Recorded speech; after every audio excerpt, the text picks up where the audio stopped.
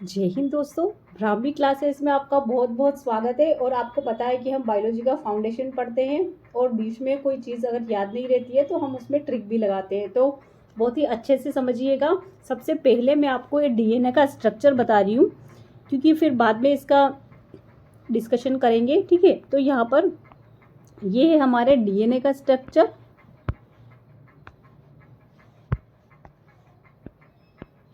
और ये है हमारे आरएनए का स्ट्रक्चर। ठीक है, अब यहाँ पर आप पहले इसे देख लीजिएगा कि ये कैसा होता है। ये डबल हेलिक्स होता है, जैसे कि ये ऐसे आ रहा है।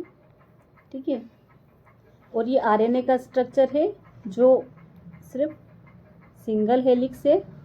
ठीक है, तो अभी सिर्फ आप इतना ही देख लीजिए, फिर हम बाद में सारी चीज़ें डिस्कस करते हैं। ठीक है,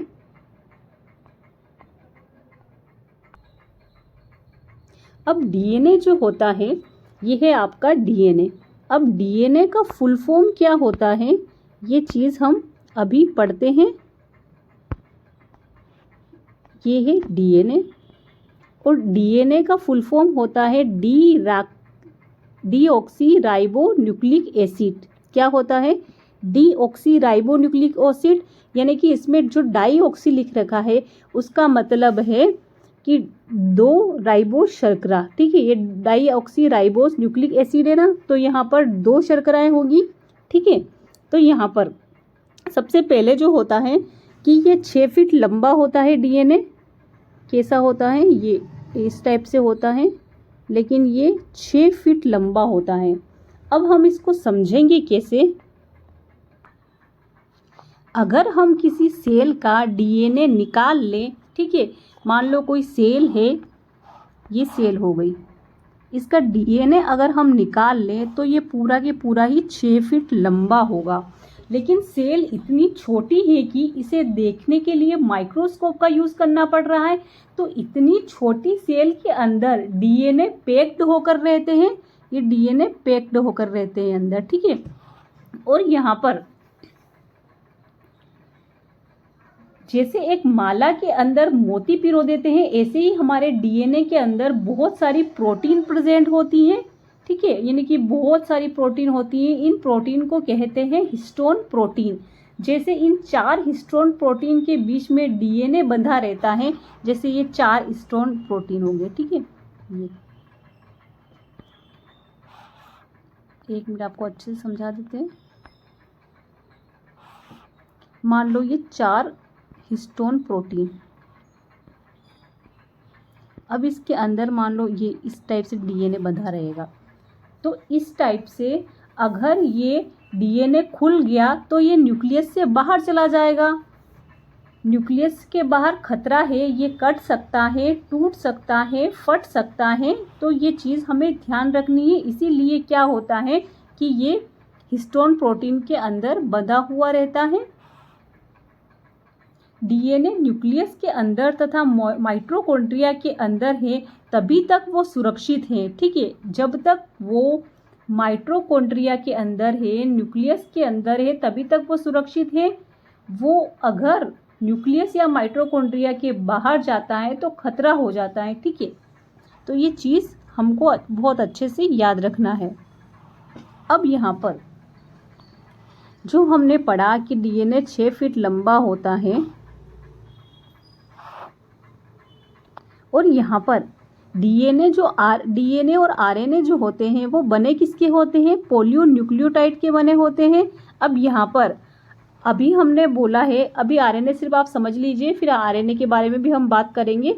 लेकिन ये दोनों ही पॉलीन्यूक्लियोटाइड के बने होते हैं। अब पॉली का मतलब होता है मल्टी, मतलब कि बहुत सारा। ठीक है, ये हो गया पॉली, इसका मतलब होता है मल्टी, बहुत सारा। और न्यूक्लियोटाइड का मतलब होता है जहाँ एक शुगर हो, एक फास्फेट ग्रुप हो, एक फास्फोरिक एसिड हो और एक नाइट्रोजनस बेस हो। इन सबको मिलाकर बनता है एक न्यूक्लियोटाइड। क्या क्या होता है? एक शुगर होती है, एक फास्फेट ग्रुप होता है, फास्फोरिक एसिड होता है, और इसमें एक नाइट्रोजन बेस होती है, और ये सब मिलकर बनाते हैं न्यूक्लियोटाइड। ठीक है, अब यहाँ पर बहुत सारे न्यूक्लियोटाइड मिलकर क्या बनाते हैं, पॉलीन्यूक्लियोटाइड्स बनाते हैं, और इन्हीं पॉलीन्यूक्लियोटाइड्स के बने होते हैं डीएनए और आरएनए। क्या बने होते हैं, डीएनए और आरएनए बने होते हैं। अब यहाँ पर डीएनए में भी राइबोज शुगर होगी और आरएनए में भी राइबोज शुगर होगी। ये हो गया डीएनए और ये हो गया आरएनए। अब इसमें भी राइबोज शुगर होगी और इसमें भी राइबोज शुगर होगी, लेकिन इसमें 2 राइबोज शुगर होगी और इसमें सिंगल राइबोज शुगर होती है। और यहाँ पर अगर हम इस शुगर की बात हो गई, अब हो गया फास्फेट ग्रुप। अब फास्फेट ग्रुप जो होता है वो डीएनए में भी होगा और आरएनए में भी होगा, मतलब कि ये दोनों में होगा। और नाइट्रोजिनस बेस की अगर हम बात करें तो यहाँ पर 2 नाइट्रोजिनस बेस पाए जाते हैं। कितने पाए जाते हैं, 2 नाइट्रोजन बेस पाए जाते हैं, जो अभी हम बात करेंगे।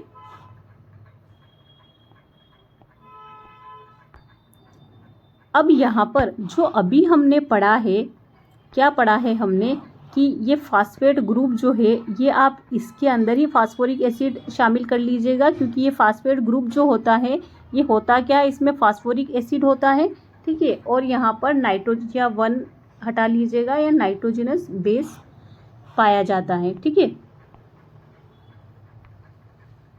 अब यहाँ पर अभी हमने डिस्कस किया कि यहाँ पर डीएनए में भी राइबोज शुगर होती है और आरएनए में भी राइबोज शुगर होती है, लेकिन डीएनए में 2 होती है और आरएनए में 1 होती है। और फास्फेट ग्रुप डीएनए में भी होगा, आरएनए में भी होगा, ये आपका लिखा हुआ मिल जाएगा आपको। और नाइट्रोजनस बेस जो होते हैं वो 2 पाए जाते हैं। और नाइट्रोजनस बेस कहते किसे हैं, तो यहाँ पर बेस मतलब कि क्षार, ऐसा क्षार जिसमें पहले नाइट्रोजन जुड़ा हो, ठीक है। नाइट्रोजन जहाँ जुड़ा होगा वो क्या होगा, नाइट्रोजनस बेस होगा। और ये कितने टाइप के नाइट्रोजनस बेस होते हैं, तो ये 2 टाइप्स के नाइट्रोजनस बेस होते हैं जो हमने अभी पढ़ा है। ये पहला प्यूरिन होता है और दूसरा होता है पिरिमिडिन। अब प्यूरिन में क्या क्या आता है, प्यूरिन में आता है एडिनिन, जिसको ए से डिनोट करते हैं, और यहाँ पर ये सही से आपको दिख नहीं रहा होगा, ए से डिनोट करते हैं। और दूसरा होता है ग्वाइनिन, जो इसको जी से डिनोट करते हैं, ठीक है। अब पिरिमिडिन होते हैं 3। एक तो होता है साइटोसिन, जिसे सी से डिनोट करते हैं, और एक होता है थाइमिन, जिसको टी से डिनोट करते हैं, और एक होता है यूरेसिल, जिसको यू से डिनोट करते हैं। अब ठीक है, यहाँ पर ये डीएनए में और आरएनए में पाए जाते हैं, लेकिन यहाँ पर डीएनए में क्या क्या पाया जाएगा, एडेनिन पाया जाएगा, ग्वानिन पाया जाएगा, साइटोसिन पाया जाएगा और थाइमिन पाया जाएगा। अब यहाँ पर अगर हम आरएनए की बात करें तो आरएनए में क्या होता है कि थाइमिन की जगह यूरेसिल पाया जाता है, ठीक है। अब ये जो होता है ये सिर्फ डीएनए में होता है, और आरएनए में क्या होता है, थाइमिन की जगह यूरेसिल पाया जाएगा, ठीक है। तो ये चीज़ आपको याद रखनी है। अब यहाँ पर हमने प्यूरिन और पिरिमिडिन जो पढ़ा था, ठीक है, ये पढ़ा था प्यूरिन, ठीक है, और ये था पिरिमिडिन, ठीक है। तो प्यूरिन और पिरिमिडिन में क्या क्या था, इसमें था एडेनिन और ग्वानिन, और पिरिमिडिन में था साइटोसिन, थाइमिन, और आरएनए में पाया जाएगा यूरेसिल, ठीक है। तो अब यहाँ पर याद रखना है कि ए के साथ हमेशा ही थाइमिन जुड़ेगा, एडेनिन के साथ हमेशा ही थाइमिन जुड़ेगा, और यहाँ पर जी के साथ हमेशा ही साइटोसिन जुड़ेगा, ठीक है। जी के साथ क्या जुड़ेगा, साइटोसिन जुड़ेगा, अगर ये डीएनए है तो, ठीक है। और अगर आरएनए हुआ तो यहाँ पर क्या होगा कि ए के साथ क्या जुड़ेगा, यू जुड़ जाएगा, क्योंकि उसमें यूरेसिल होता है, थाइमिन होता ही नहीं है, अभी हमने बात की। तो यहाँ पर आप देख रहे हैं कि ये ग्वानिन की, ये रहा ग्वानिन। अब ग्वानिन से हमेशा क्या जुड़ रहा है, साइटोसिन जुड़ रहा है, तो ये यहाँ पर ग्वानिन हो गया, ये साइटोसिन हो गया। ग्वानिन से हमेशा साइटोसिन ही जुड़ेगा, ठीक है, जैसे कि अभी हम बात करें। और थाइमिन से हमेशा एडेनिन ही जुड़ेगा, ये थाइमिन हो गया, उससे हमेशा एडेनिन ही जुड़ रहा है, तो ये थाइमिन से एडेनिन जुड़ेगा, ठीक है। तो अब यहाँ पर क्या होता है हम आपको बता देते हैं, ठीक है। ये क्या हो रहा है कि ए के साथ हमेशा क्या जुड़ेगा, ए के साथ जुड़ेगा हमेशा ही क्या जुड़ेगा, थाइमिन जुड़ेगा। ये हो गया, ये जुड़ रहा है, यहाँ एडेनिन के साथ में थाइमिन जुड़ रहा है, और हमेशा ग्वानिन के साथ साइटोसिन जुड़ेगा। और ये ऐसे भी हो सकते हैं कि यहाँ सबसे पहले टी भी आ सकता है, टी भी आ सकता है, टी के साथ ए जुड़ेगा, ठीक है। और यहाँ पर पहले सी भी आ सकता है, सी के साथ जी जुड़ेगा, ये सी हो गया,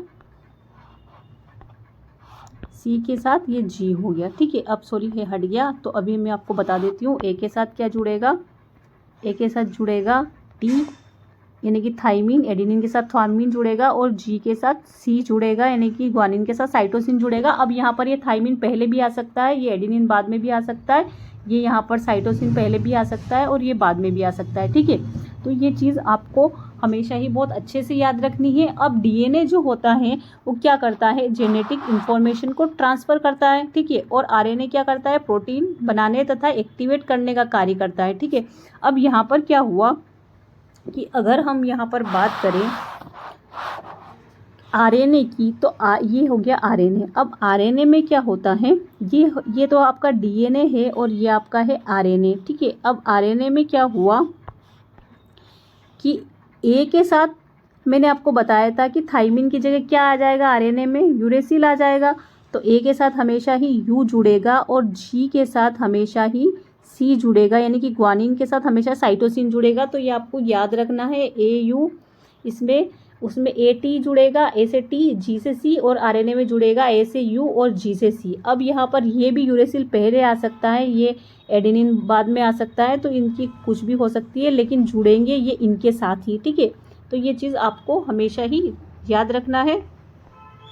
अब आप सोच रहे होंगे कि यहाँ पर तो डीएनए में तो ये सारी चीज़ें जुड़ रही है, वो तो पता चल रहा है, जैसे ये डीएनए में ये इसके साथ ये जुड़ गया, तो आपको पता चल रहा है कि ये इसके साथ ये जुड़ा, लेकिन इसमें तो एक ही सिंगल हेलिक्स ही है आरएनए, तो इसमें जुड़ेगा कैसे। तो ये सिंगल हेलिक्स जो होता है इसमें ये ऐसे जुड़ता है, ये हो गया यहाँ पर एडेनिन, और ये हो गया यहाँ पर यूरेसिल, ठीक है। और यहाँ पर अगर हम इसकी बात करें यहाँ पर, तो यहाँ पर क्या हो जाएगा, मान लो कि ये थाइमिन हो गया और ये ग्वानिन हो गया, तो ये इस टाइप से ऐसे जुड़े रहते हैं, भले ही ये सिंगल हेलिक्स होते हैं लेकिन ये जुड़ते ऐसे हैं। तो ये चीज़ आपको ध्यान में रखना है। अब यहाँ पर हम मोटा मोटा थोड़ा डीएनए के बारे में बात कर लेते हैं, क्योंकि बाद में भी हम बात करेंगे, लेकिन आपको इस डायग्राम में बहुत अच्छे से समझ में आ जाएगा। अब यहाँ पर ये जो पूरा ही बेस पेयर है, ये एक बेस पेयर है, ठीक है। यहाँ पर क्या होता है कि एडेनिन ग्वानिन जो रहते हैं ये कितने पाए जाते हैं, ये 10 जोड़ी पाए जाते हैं, ठीक है, 10 जोड़ी पाए जाएंगे। और ये जो एक पेयर है इसकी हम लेंथ की बात करें तो ये लेंथ कितना होता है, 34 एंगस्ट्रॉम होता है, ठीक है, 34 एंगस्ट्रॉम होता है। और अगर ये जो यहाँ पर दिया हुआ है, जैसे ये दो जोड़ी हो गए, ठीक है, ये 2 जोड़ी नाइट्रोजनस बेस हो गए, यहाँ पर ये छोटा सा ये जो दो जोड़ी नाइट्रोजनस बेस है, अगर हम लंबाई की बात करें, इसके डिस्टेंस की बात करें, यहाँ पर कितनी डिस्टेंस होती है, तो यहाँ पर होती है 3.4 एंगस्ट्रॉम, क्योंकि यहाँ पर ये पूरा ही मान लो 34 एंगस्ट्रॉम का है, और इसमें 10 जोड़ी हुए तो हम 10 का भाग लगा देंगे, तो ये एक का डिस्टेंस आ जाएगा, ठीक है। तो यहाँ पर 3.4 होता है। जो अभी हमने बात की, देखिए ये यहाँ पर आ गया है, ठीक है। ये एक घुमाव स्ट्रेन की लेंथ कितनी होती है, 34 एंगस्ट्रॉम, जो हमने इस टाइप से पढ़ा था। ये एक घुमाव हो गया, इसका हो गया 34 एंगस्ट्रॉम, ठीक है। और यहाँ पर 2 जोड़ी बेस पेयर का डिस्टेंस कितना होता है, जो हमने अभी ये 2 जोड़ी डिस्टेंस पेयर का बताया है, तो ये 2 जोड़ी जो रहेगा इसका होता है 3.4 एंगस्ट्रॉम। यहाँ पर एंगस्ट्रॉम का सही से होता नहीं है, लेकिन यहाँ ए के ऊपर मतलब लिखा नहीं जाता है, तो ए के ऊपर ये इस टाइप से एंगस्ट्रॉम बना हुआ रहता है, इसको एंगस्ट्रॉम बोलते हैं। और एक घुमाव में 10 जोड़ी होता है, ठीक है, ये 10 जोड़ी होते हैं, 2 3 4 5 6 7 8 9 10, ठीक है। तो ये एक घुमाव में 10 जोड़ी होते हैं, आपको याद रखना है। और यहाँ पर अगर आपको ऐसा लग रहा हो कि मैं थोड़ा धीरे चल रही हूँ, तो यहाँ पर क्या होता है, कोई कोई नए बच्चे हैं तो उनको अच्छे से समझाना पड़ता है। अगर आपको थोड़ा पता है तो आप स्पीड तेज कर सकते हैं इसकी। अब यहाँ पर अगर हम डीएनए की बात करें तो यहाँ पर डीएनए जो होता है, हमने पहले भी चर्चा की थी, ये जेनेटिक इन्फॉर्मेशन ट्रांसफ़र करता है। ठीक है, जेनेटिक इन्फॉर्मेशन एक पीढ़ी से दूसरी पीढ़ी में पहुँचाता है। आनुवांशिक सूचना है, मतलब कि हमने पढ़ा था कि जैसे किसी की नाक, किसी के मम्मी पापा की नाक लंबी है तो उसकी भी अधिकतर नाक लंबी होगी बच्चों की। और यहाँ पर बालों का कलर हो गया, आइरिस का कलर हो गया, स्किन का कलर हो गया। तो ये सारी चीज़ें एक पीढ़ी से दूसरी पीढ़ी में पहुँचाने का काम कौन करता है, तो ये करता है आपका डीएनए। अब आरएनए क्या करता है, तो ये प्रोटीन निर्माण करता है। और अगर प्रोटीन जो है वो अगर निष्क्रिय अवस्था में है, डीएक्टिवेट अवस्था में है, तो उसको क्या करता है, एक्टिवेट करता है। और आरएनए जो होते हैं वो 3 टाइप के होते हैं। कौन कौन से होते हैं, एमआरएनए जिसको मैसेंजर आरएनए कहते हैं, और यहाँ पर ये मैसेज ले जाने का काम करता है।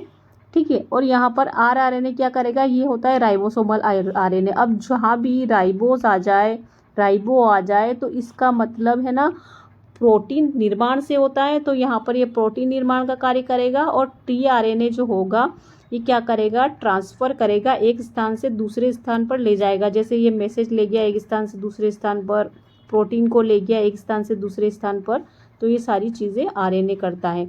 अब एमआरएनए जो होता है वो बनता किससे है, तो वो डीएनए से बनता है। ये आपको याद रखना है, क्योंकि बहुत बार एग्जाम में आ जाता है कि आरएनए के कितने टाइप होते हैं, तो इसके 3 टाइप होते हैं। तो ये कभी कभी ऐसा भी आ जाता है कि कौन सा होगा कौन सा नहीं होगा, तो एमआरएनए दे देगा, आरआरएनए दे देगा, टीआरएनए दे देगा, उसके बाद भी कोई जीआरएनए दे देगा, तो वो होता नहीं है। तो उस पर आप देख सकते हैं। और यहाँ पर एमआरएनए जो होता है वो डीएनए से बना हुआ होता है। ये चीज़ आपको हमेशा ही याद रख। हमारी बॉडी में क्या होता है कि डीएनए होता है। ठीक है, जो हमारी बॉडी में डीएनए होता है, ये मान लो डीएनए है। ठीक है, अब ये क्या करेगा, उसी से एमआरएनए बनता है। ये एमआरएनए बन गया, ये आपको दिख रहा होगा, डीएनए से एमआरएनए बनता है, जिसे क्या बोलते हैं, ये ट्रांसक्रिप्शन कहते हैं। ये यहाँ पर ट्रांसक्रिप्शन कहेंगे। और यहाँ पर ट्रांसक्रिप्शन मतलब क्या होता है, ट्रांसक्रिप्शन की प्रोसेस मतलब होती है प्रतिलिपि, कॉपियाँ बनाना। तो डीएनए ही एमआरएनए की कॉपियाँ बनाएगा यहाँ पर, और यही जुड़ेगा, क्या जुड़ेगा यहाँ पर, आरएनए। तो ये एमआरएनए से आरएनए जुड़ गया। ठीक है, और आरआरएनए के साथ और आरआरएनए से बन जाएगा। ठीक है, तो यहाँ पर क्या होगा कि यहाँ पर अगर एमआरएनए आरएनए के साथ जुड़ेगा तो यहाँ पर आरआरएनए बन जाएगा। और आरआरएनए से बनेगा क्या, तो ठीक है, यहाँ पर क्या बनेगा, प्रोटीन बनेगा, जिसे हम ट्रांसलेशन की प्रक्रिया कहते हैं। इसे हम बहुत ही अच्छे से अभी समझ जाएंगे। और फिर क्या होगा कि प्रोटीन जो होगा, ये प्रोसेस ट्रांसलेशन कहलाएगी। और प्रोटीन इसे उठाएगा, किसे उठाएगा, इसे उठाएगा, और क्या करेगा, टीआरएनए, और उसे ट्रांसफ़र करके आ जाएगा। ठीक है, तो यहाँ पर वापस से हम बहुत अच्छे से समझते हैं। ये हो गया हमारा डीएनए से क्या बना, एमआरएनए, जिसको क्या बोलेंगे हम, ट्रांसक्रिप्शन की प्रोसेस बोलेंगे। अब एमआरएनए बना, अब एमआरएनए से जुड़ा आरआरएनए, तो इसको हम क्या बोलेंगे, ट्रांसलेशन की प्रोसेस बोलेंगे। और यहाँ पर जैसे ही एमआरएनए से आरआरएनए जुड़ा तो यहाँ पर प्रोटीन निर्माण हो जाएगा। ठीक है, और इस प्रोटीन को कौन ट्रांसफ़र करेगा, टीएनए ट्रांसफ़र करके आ जाएगा। ये चीज़ आपको याद रखनी है। और यहाँ पर अगर हम बात करें कि ये हमारा डीएनए था, है ना, ठीक है, किस प्रकार का था हमारा डीएनए, इस प्रकार का था। तो अब यहाँ पर डीएनए की दोनों कुंडलियों के बीच का व्यास कितना होता है। ठीक है, मतलब कि ये दोनों कुंडलियाँ हो गई, ये एक कुंडली हो गई, ये 2 कुंडली हो गई। अब इन दोनों के व्यास मतलब कि ये बीच का डिस्टेंस कितना होता है, तो ये व्यास जो होता है वो होता है 20 एंगस्ट्रॉम का होता है। और आरएनए में अगर एक ही स्ट्रेंथ है तो यहाँ पर व्यास बन ही नहीं पाएगा, डायामीटर बन ही नहीं पाएगा, क्योंकि इसमें 2 थे तो बन गए, अब इसमें कोई है ही नहीं तो बनेगा कैसे। ठीक है, यहाँ पर आपको बता देते हैं बहुत अच्छे से। जैसे ये डीएनए हो गया, ठीक है, ये आरएनए हो गया। अब इसमें सिर्फ एक ही है, अगर ऐसा है ही नहीं तो इसमें व्यास बनेगा ही नहीं, ठीक है। तो ये चीज़ आपको याद रखना है। अब यहाँ पर हमने डीएनए और आरएनए तो पढ़ लिया, लेकिन यहाँ पर क्या होगा कि हम डीएनए और आरएनए में बहुत बार डिफरेंस भी पूछ लेते हैं, अंतर भी पूछ लेते हैं, तो उसको भी हम थोड़ा समझ लेते हैं, ठीक है। ये हो गया डीएनए और ये हो गया आरएनए, ठीक है। अब यहाँ पर हमने बात की थी बहुत अच्छे से कि डीएनए में जो होगा वो 2 राइबोस शुगर होगी और आरएनए में 1 राइबोस शुगर होगी। और खोज जो है दोनों का आविष्कार किसने किया था यहाँ पर, तो वो किया था फ्रेडरिक मिस्चर ने। डीएनए का भी किया था और आरएनए का भी किया था, इनमें हम तुलना कर रहे हैं, ठीक है। तो यहाँ पर डीएनए की भी खोज फ्रेडरिक मिस्चर ने की थी और आरएनए की फ्रेडरिक मिस्चर ने की थी। और मॉडल जो हमने देखा था कि डीएनए का डबल हेलिक्स मॉडल होता है इस प्रकार से, ठीक है, ये डबल हेलिक्स हो गया। और आरएनए का हमने क्या पढ़ा था, सिर्फ सिंगल हेलिक्स ही होता है, ये सिंगल हेलिक्स हो गया।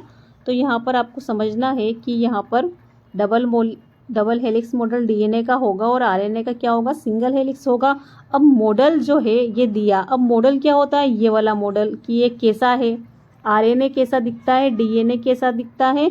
तो ये मॉडल किसने दिया था, वॉटसन और क्रिक ने दिया था, ठीक है। और यहाँ पर ये फ्रेडरिक और मिस्चर ने यहाँ पर आरएनए में इन्होंने आरएनए की खोज भी कर डाली और मॉडल भी दे दिया। लेकिन यहाँ पर अगर हम डीएनए की बात करें तो सिर्फ इन्होंने खोज की फ्रेडरिक मिस्चर ने, और मॉडल किसने दिया कि कैसा होगा, तो वॉटसन और क्रिक ने दिया था, ठीक है। अब यहाँ पर न्यूक्लियस में डीएनए होता है, माइटोकॉन्ड्रिया में डीएनए होता है, क्लोरोप्लास्ट में डीएनए होता है, जो आपको अभी दिख रहा होगा यहाँ पर। न्यूक्लियस में डीएनए होता है, माइटोकॉन्ड्रिया में होता है, क्लोरोप्लास्ट में होता है। और यहाँ पर भी आरएनए जो होगा वो किस किस में होगा, न्यूक्लियस में भी आरएनए होगा और साइटोप्लाज्म यानी कि कोशिका द्रव्य। अब जहाँ भी साइटो शब्द आ जाए, ठीक है, ये साइटो, जहाँ भी ये ऐसा वर्ड आ जाए तो आपको हमेशा ही कोशिका से समझना है, इसका मतलब ही सेल होता है, ठीक है।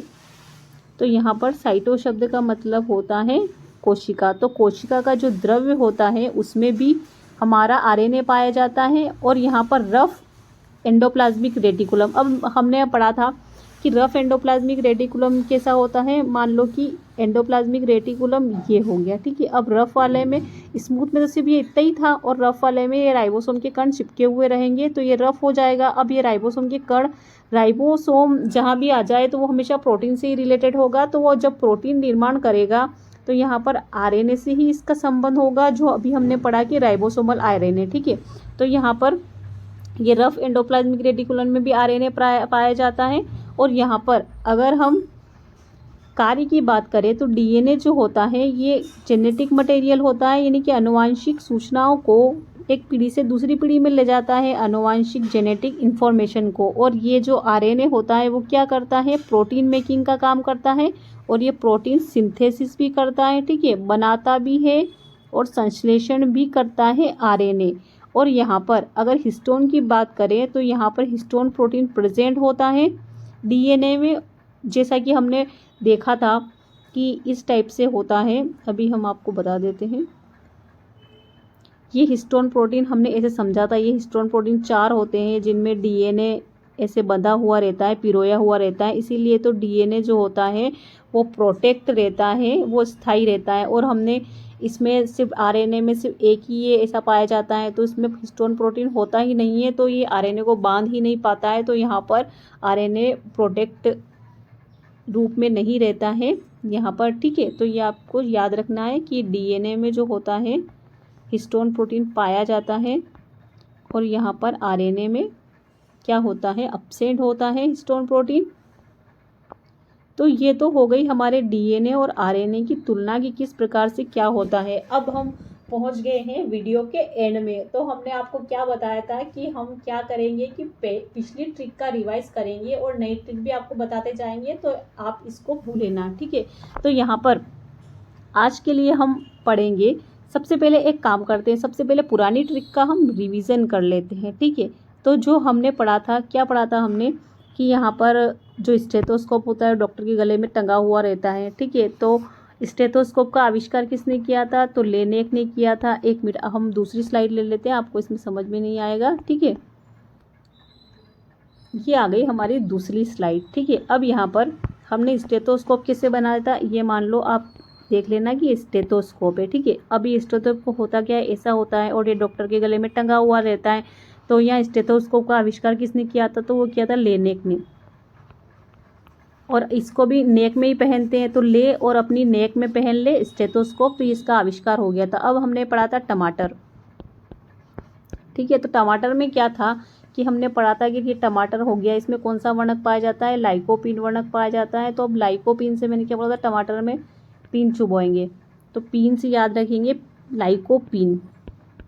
आपको पीन देख लेना है तो लाइकोपीन याद रह जाएगा। ठीक है, तो ये चीज़ें आपको बहुत अच्छे से याद रखनी है। और इसके अलावा क्या था, ये भी पढ़ लेते हैं। यहाँ पर हमने क्या पढ़ा था, चुकंदर। तो हमने चुकंदर को कैसे समझा था कि चुकंदर जो होता है, हम ऐसे तो नॉर्मली पीते नहीं है चुकंदर का जूस, लेकिन क्या होता है जब हम बीमार हो जाते हैं तो क्या होता है कि मम्मी बोलती है कि बेटा पी ले, बेटा पी ले। ठीक है, बेटा बोलती है ना कि बेटा पी ले, तो इसमें चुकंदर में क्या पाया जाता है, बेटा से हो जाएगा बीटा, बीटानिन। इसमें बीटानिन पाया जाता है, तो आपको चुकंदर का भी याद रखना है। ठीक है, तो अब ये तो हो गई हमारी पुरानी रिवाइज। अब हम चलते हैं नए पे। तो यहाँ पर अगर आपके कभी भी डेंगू का पूछ ले आपकी एग्ज़ाम में कि डेंगू किससे होता है, कौन से वायरस से होता है, ठीक है, तो यहाँ पर होता है डेंगू अरबो वायरस से होता है। अब याद कैसे रखेंगे कि है ना, डेंगू जो है ना वो अरबों लोगों को हो जाएगा। कितने लोगों को हो जाएगा, अरबों लोगों को हो जाएगा, डेंगू अरबों लोगों को हो जाएगा। तो ऐसे अरबों वायरस याद रख लेना है। ठीक है, और यहाँ पर ये डेंगू जो होता है ये होता किससे है, तो वो होता है एंडीज इजिप्टी मच्छर से। एंडीज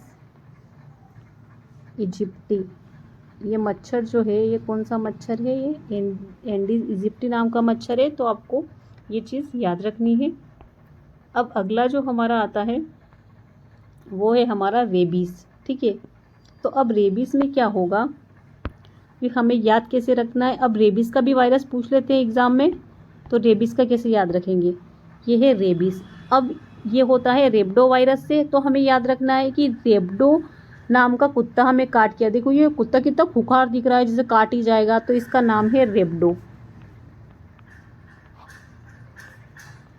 ठीक है, तो यहाँ पर रेबडो नाम का कुत्ता अगर हमें काट गया तो हमें क्या हो जाएगा, रेबीज़ हो जाएगा, रेबीज़ हो जाएगा। तो रेबडो नाम का कुत्ता हमें काट गया तो हमें क्या हो जाएगा, रेबीज़ हो जाएगा, जो हमें याद रखना है। और इस कुत्ते का नाम क्या है, रेबडो। देखो ये ज़ुबान निकल के कह रहा है कि मेरा नाम रेबडो है। ठीक है, तो यहाँ तक इतना ही।